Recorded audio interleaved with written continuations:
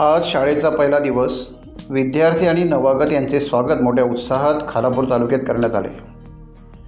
आज वार सोमवार. रायगड जिल्हा परिषद अंतर्गत असणाऱ्या शाळा आजपासून सुरू झाल्या.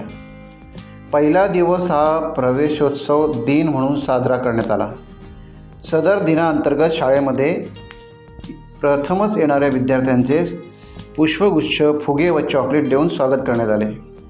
माझे पहिले पाऊल अंतर्गत पहिलीतील विद्यार्थ्यांच्या पाऊलाचे ठसे कागदावर घेण्यात येऊन त्याची एक प्रत पालकांना देण्यात आली. सर्व विद्यार्थ्यांची गावातून ढोल ताशांच्या गजरात प्रभात फेरी काढण्यात आली.